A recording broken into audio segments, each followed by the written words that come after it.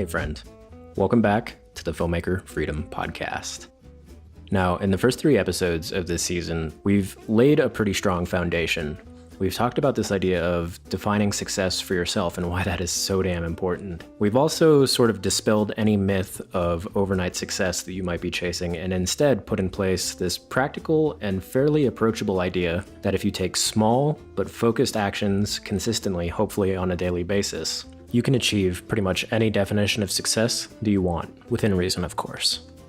And last but not least, we've talked about infusing your work with a larger purpose, because when you have a larger purpose, it fuels you, it motivates you, it makes you more resilient in the face of all the frustration and obstacles that, frankly, come along with any filmmaking path you choose.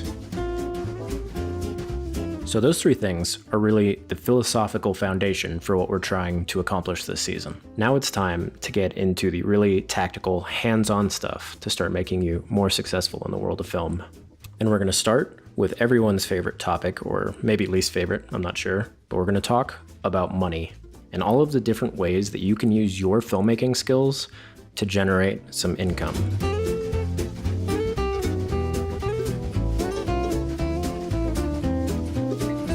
So, in each of the next 4 episodes, I'm going to be diving into one specific aspect of this pretty big topic of how to make a living with your films.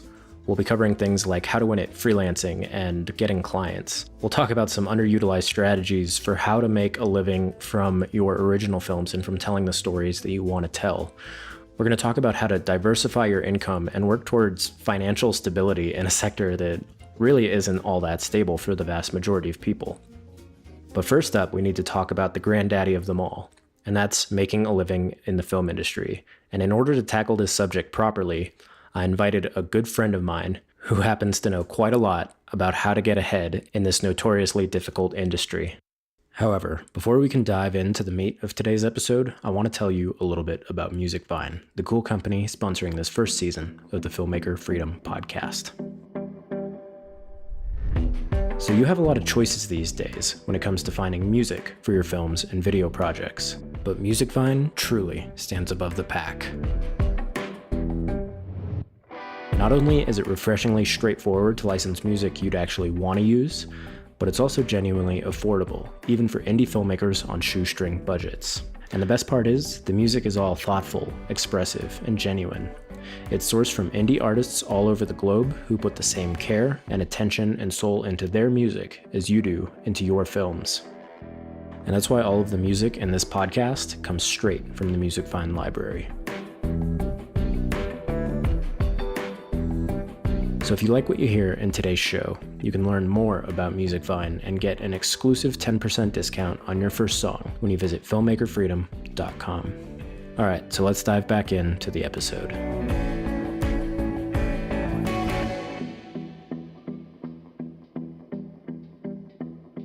One of the unfortunate things about the creative industries and especially filmmaking, there's no model. It's not like if somebody came to me and said, I want to be a doctor, what do I need to do? Just give them the steps, the timeline. This is exactly how long it will take. This is what you have to do. This is how much money it's going to cost. And I all but guarantee you're going to be a doctor at the end of this process. In this filmmaking world, there's nothing like that. This is my friend, Zach Arnold. From about age 9, Zach knew that he wanted to edit films. It all started one weekend when his brother brought home a VHS camcorder, one of those big ones that you have to mount on a shoulder. The pair ran around for a solid 12 hours, shooting Nintendo guns at each other and making a silly little movie, as kids are prone to do. And even though Zach didn't really like the production aspect of it, when his brother showed him the final cut, which he had underscored with the music from The Good, the Bad, and the Ugly, Zach was transfixed, fascinated. And from that moment, Zach knew he wanted to edit films. So let's cut to the present day. These days, Zach is an in-demand editor in the world of scripted television. And since 2010, he's cut for shows like Burn Notice, Empire, Glee, Shooter, and he recently edited the pilot for Unsolved, which is a new scripted show about the murder investigations of Tupac and Biggie. The first season of that series was just picked up by Universal. Needless to say, Zach knows a thing or two about how to succeed in the film industry, because he's been there. 15 years ago, when he moved to Los Angeles, He had no contacts. He was sleeping on the floor in the hallway of his friend's apartment. And through years of editing trailers and independent work and taking some bold risks, he made it happen, and now he's kicking a lot of ass in the upper echelons of the TV industry. So before we get into this topic of how to succeed in the film industry, we need to ask a different question, and that's, is the film industry actually a good fit for you?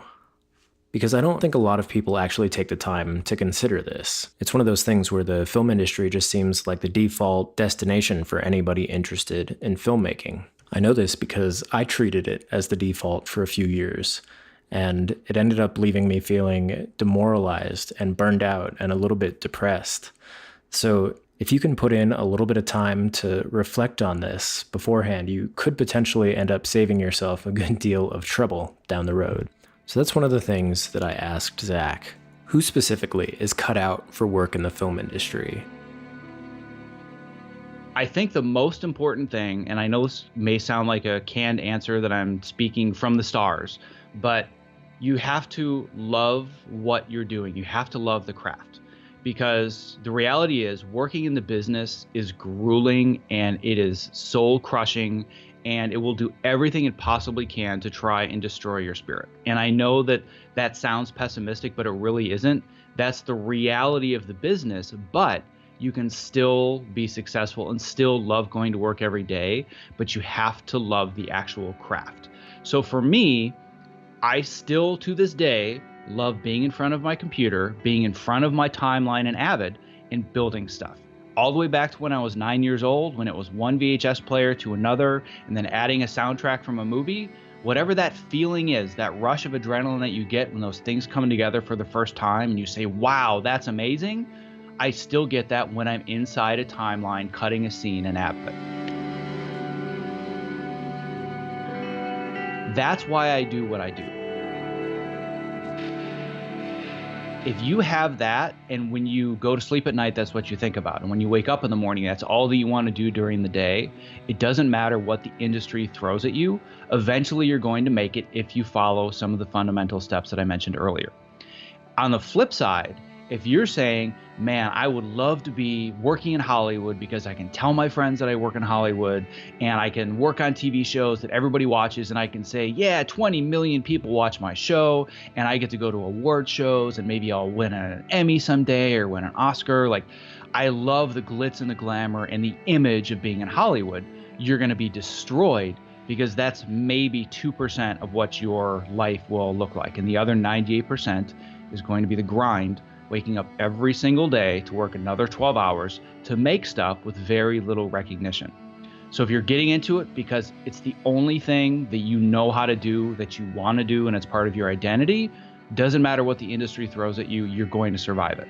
If it's all about the image, the prestige, the recognition, and the money, most likely you're not going to succeed, because you can't handle the day-to-day of climbing that ladder. I also asked Zach if he thought there were any common misconceptions that people had about working at this level of the industry.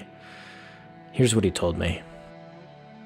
One of the misconceptions is that once you get up to, I guess, what I would call the A-list level of whatever you're trying to do. So, like, I'm not saying I'm an A-list #1 best editor in the world kind of thing at all. But in the world of television, I've done shows that people have heard of and have seen by, 25, 30 million people. So at that level, the expectation is, once I get there, it's finally going to be easier. Everybody's going to know what they're doing. It's going to be organized. I'm going to get paid what I'm worth. All the stuff that I go through in the world of indie film is magically going to go away. And then you get into this world and you're like, oh, so this is still also really, really disorganized, and we're still cutting quarters, and the deadlines still don't make any sense, and I'm getting paid a little bit more, and people are going to see my work, but it's really not that different. And I've heard that misconception a lot, where, for example, like my newest assistant editor, this is his break into television. And he said the same thing. He's like, wow, this really isn't that much different than the low budget stuff I've been doing. There's just a lot more money and a lot more power. I'm like, yep.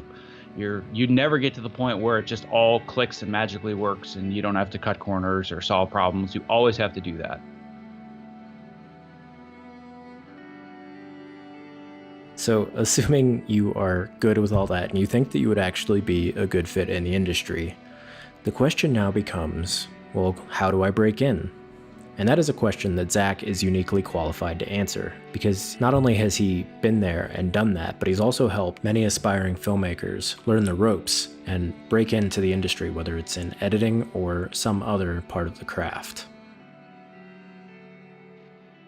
So before we can get into Zach's advice for how to succeed in the industry, we need to cover a few basics first. So for starters, we need to mention that film production, at least at the higher levels, is most often concentrated in a few specific cities. And as of this recording, at least in the US, most of this production takes place in Los Angeles, New York City, and Atlanta, though there are still some other smaller production hubs around the country. But it tends to change based on where the tax incentives are highest at any given point in time. And if you happen to be in Canada, Toronto and Vancouver are going to be your best bets. And if you're elsewhere in the world, all I can say is that you should do your research into which cities have a healthy and thriving industry. I can't really say. Either way, if you want to take a swing at working in the industry and getting consistent industry jobs, you don't really have much choice but to move to one of these cities. And the big caveat I'd add here is that Los Angeles, New York City, Vancouver, Toronto are fairly expensive places to live. And if your financial situation isn't really in order before moving, you could end up finding yourself working full-time as a barista or an Uber driver just to make ends meet. So if you're moving from somewhere else, I'd almost always recommend having 6 to 12 months worth of living expenses saved up. That's the best way to ensure that you can spend as much time as possible honing your craft, building your network, and finding those first gigs. So before we get into Zach's techniques, there are two other things I have to mention. The first one is that once you get to a certain level in the film industry, specialization is the name of the game. Production at higher levels is incredibly segmented, and it actually works against you if you try to advertise yourself as a jack of all trades. So it's really in your best interest to know which department you'd like to move up in, and then start at the bottom. So for example, if you want to be a DP, you might start in either the camera department or in grip and electric. The other big thing to mention here is that once you're established in a particular department, you absolutely have to work hard and smart and be 100% reliable in order to move your way up the ladder. Even more than other industries, the film industry is one where people live and die by their reputations, because so much of your work, at least if you're doing it right, will come to you through referrals from the people in your network. So if you do nothing else, do everything in your power to cultivate a strong and reliable reputation, and you'll be well on your way to more industry gigs.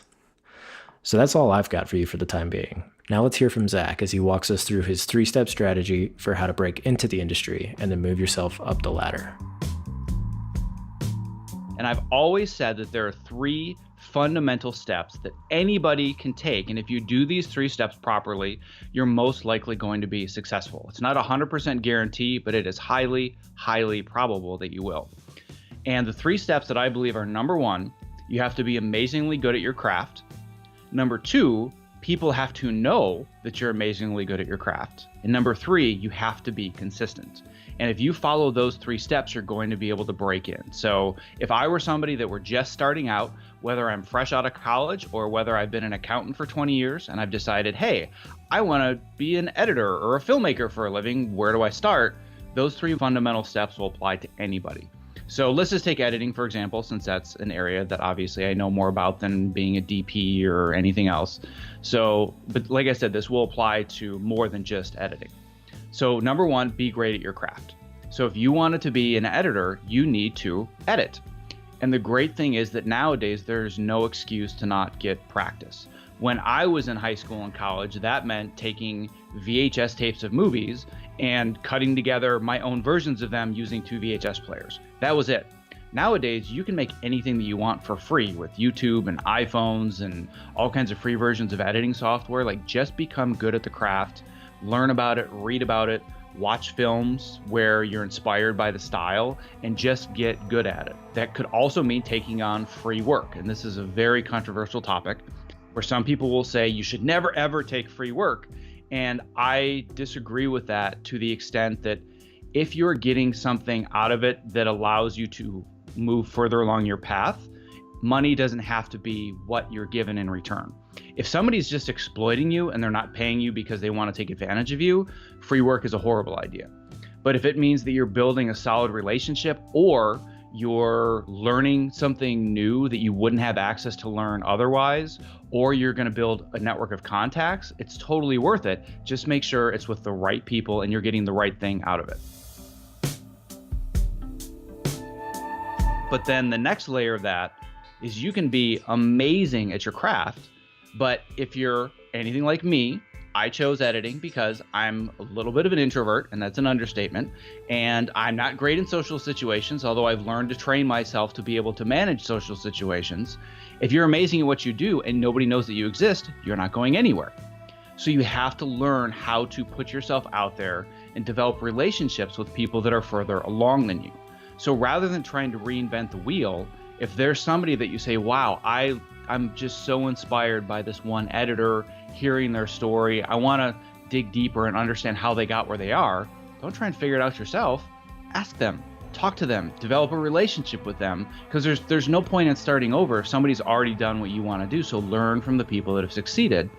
But then the third layer is that you have to be consistent. When I say consistent, I mean every single day you have to get up in the morning, work on your craft. If you already have a job, maybe as an assistant or as a PA, show up every single day on time or early, do your job to the best of your ability first, and then inquire with people about how do I do what you're doing. So a perfect example would be if you're an assistant editor and you want to be an editor, don't just come in and say, well, I don't really want to assist, I want to edit. So teach me how to edit, give me scenes, I want to learn. If you're not doing your job really well first, nobody's going to give you a shot. But if you consistently show up every day and you're the best assistant editor ever, and then you say, I have no interest in being an assistant and I want to cut, then people are going to pay attention. So you have to consistently show up every single day.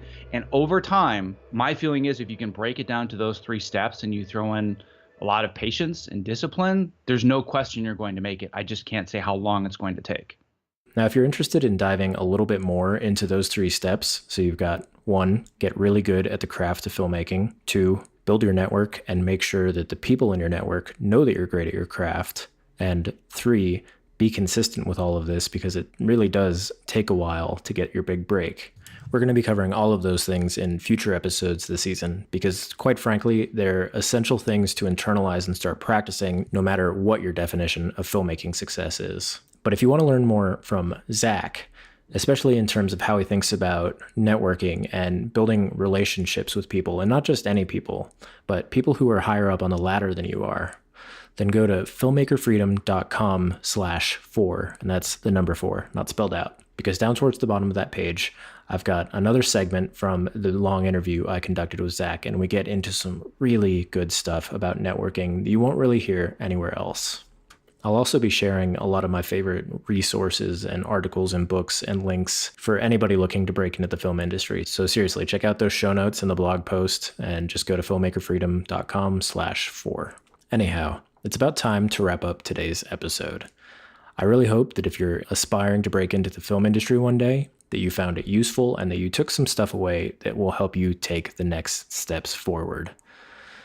So to close out today's episode, I really want to get you pumped up. So I dug into MusicVine's library and I found something that I think will do the trick. Are you ready for it? Here it comes.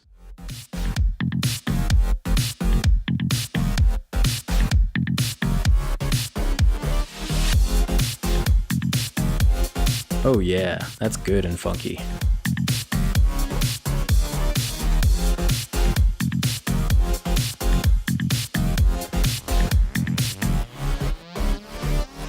So in my recent interview with the co-founders of MusicVine, I asked them about their general approach to designing the site and coding it and making it easy to use. And here's what Lewis Foster, one of the co-founders, told me. So I think fundamentally, filmmaking and music composition are both art forms, and to do those things well takes a lot of craftsmanship. So to be a really great mediator between musicians and filmmakers, we've always believed that there has to be a deep care for music and film, but also for the crafts involved in our own domain. For example, what makes great, enjoyable design, or what algorithms will put the most relevant tracks in front of people. And we believe that to kind of pay respect to the art form of filmmaking and musicianship, we need to understand what we do really well and to pay a lot of attention to detail to it.